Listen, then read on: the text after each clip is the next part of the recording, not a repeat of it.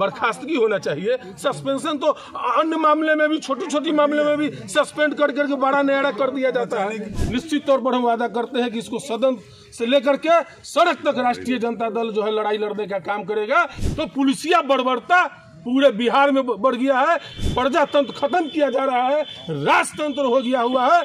मुजफ्फरपुर के काटी थाना क्षेत्र के कलवारी गांव के शिवम झा की पुलिस अभिरक्षा में संदेहास्पद मौत को लेकर आज राष्ट्रीय जनता दल के पूर्व मंत्री इजराइल मंसूरी और जिला अध्यक्ष रमेश गुप्ता के नेतृत्व में राजद का एक प्रतिनिधिमंडल मृतक परिवार से मिला और घटना की पूरी जानकारी ली। पूर्व मंत्री इजराइल मंसूरी ने मृतक के परिजनों को हर संभव मदद और न्याय दिलाने का भरोसा दिया। उन्होंने मीडिया को संबोधित करते हुए बिहार सरकार पर गंभीर आरोप लगाए। उन्होंने कहा कि नीतीश भाजपा की सरकार में पुलिस का मनोबल 7वें आसमान पर है। पुलिस जब चाहे किसी को भी फर्जी केस में फंसा सकती है, जिससे बिहार की जनता दहशत में है। पुलिसिया दमन के कारण बिहार में डर का माहौल बन गया है। जब राजद की सरकार बनेगी तो ऐसे दमनकारी और शोषणकारी शासन प्रशासन पर सख्ती से कार्रवाई की जाएगी और जनता का राज कायम होगा। पूर्व मंत्री ने सरकार को चेतावनी देते हुए कहा कि यदि मृतक परिवार को न्याय नहीं मिला तो राष्ट्रीय जनता दल सड़क से सदन तक विरोध प्रदर्शन करेगा और इस निकम्मी सरकार को उखाड़ फेंकने का काम करेगा। लेट कर दिया नहीं। देखिए, हमको जानकारी मिली, हम शहर से बाहर थे, लेकिन जैसे ही मुझे जानकारी मिली बहुत पीड़ा हुआ और बहुत ही दर्दनाक घटना है।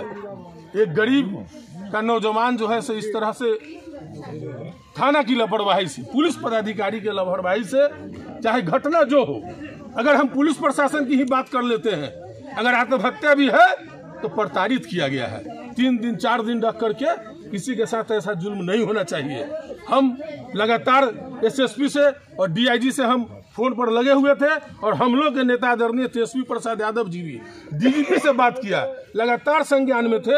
हम देर शाम से आए हैं और हम लोग पहले पीड़ित परिवार के बीच में आकर के संवेदना व्यक्त करने का काम किया है और हम आपको निश्चित तौर पर हम वादा करते हैं कि इसको सदन से लेकर के सड़क तक राष्ट्रीय जनता दल जो है लड़ाई लड़ने का काम करेगा। और जो पूरे बिहार में जिस तरीके से पुलिसिया जुल्म और आतंक चल रहा है, उसके खिलाफ आप देख रहे हैं कि हम लोग के नेता आदरणीय तेजस्वी प्रसाद यादव जी बेनीपट्टी गए थे मधुबनी जिला में।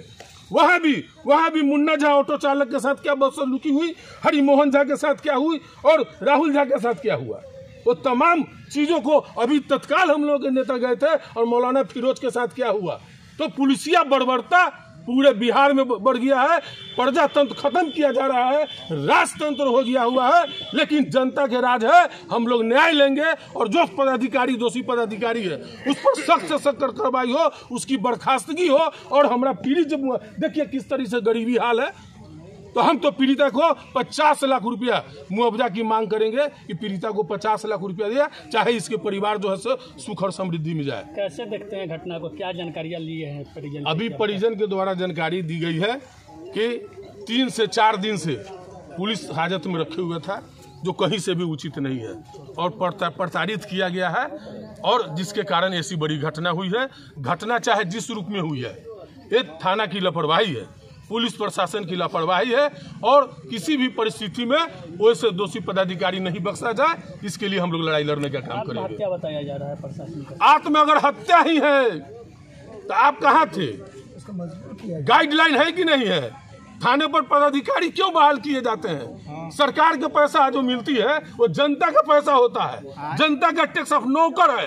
आप उसके लिए पैसा मिलता है, आपको हाजत के सामने संतरी को बैठा रहना चाहिए, ओडी पटवारी को मॉनिटरिंग करते रहना चाहिए। थानाध्यक्ष की भी जवाबदेही है, तमाम लोगों की जवाबदेही है। अगर कोई घटना अगर हुई है, अगर आत्मदाह भी हुआ है, लेकिन इसका दोषी पुलिस प्रशासन है, इससे इनकार नहीं किया जा सकता। परिजन को कहा जा रहा है कंप्रोमाइज करने के लिए भी आपके सामने बोला जा रहा था, कैसे? नहीं, कोई कंप्रोमाइज नहीं होगा, किसी तरह का कोई कंप्रोमाइज की बात नहीं है, और नहीं तो ये लोगों का मन बढ़ जाएगा। इसलिए हम लोग जो भी दोषी पदाधिकारी है उसको बर्खास्तगी का मांग करते हैं। सस्पेंशन से खुश हैं आप लोग? नहीं, सस्पेंस तो साधारण प्रक्रिया है, ये कोई प्रक्रिया नहीं है, हम इससे संतुष्ट नहीं है। अगर हत्या के हिसाब से 302 का मुकदमा होना चाहिए, बर्खास्तगी होना चाहिए, सस्पेंशन तो अन्य मामले में भी, छोटी छोटी मामले में भी सस्पेंड कर करके बड़ा न्यायालय कर दिया जाता है, लेकिन जो सस्पेंड की बात है उससे हम संतुष्ट नहीं। क्या आगे कदम उठाइएगा? आगे हर स्थिति में मानवाधिकार तक ले जाएंगे। हम परिजन से मिले भी हैं, परिजन को हम देख करके जो भी हुआ हमसे आर्थिक सहायता भी किया है, और हमने कहा है कि आपकी पूरी लड़ाई का हर तरह से मदद हम लोग करने का काम करेंगे। कोर्ट का नियम है कि 24 घंटे के अंदर तो जेल कर देना है, लेकिन यहाँ 3 दिन लग गया। तो वही लापरवाही है ना, वही लापरवाही ने पूरे बिहार में इस तरीके से कोर्ट के नियम के गाइडलाइन के खिलाफ पुलिस प्रशासन आतंक फैलाए हुए है। क्या कारण, पूरे बिहार में कारण क्या है? इसलिए कि जो सत्ता पर बैठे लोग हैं, वो अधिकारियों के दलाल हो गए हुए हैं। आप देख रहे हैं कि किस तरीके से अब तो सत्ता वाले लोग भी जो सत्ता में हैं बने हुए, वो लोग भी जैसे घड़ियालू आंसू बहा रहे हैं और शासन प्रशासन को, अब वर्दीधारी को चोर कर रहे हैं। तो ये एनडीए गठबंधन से डबल इंजन के सरकार के माननीय मुख्यमंत्री जी से, अब 2 उप मुख्यमंत्री से हम पूछना चाहते हैं कि आप सरकार में शामिल है और आप ही के नेता भी अगर सवाल उठा रहे हैं तो इससे समझ सकते हैं कि क्या स्थिति है बिहार का, क्या लॉ एंड ऑर्डर की स्थिति है, आतंक राज है पूरे पदाधिकारियों का।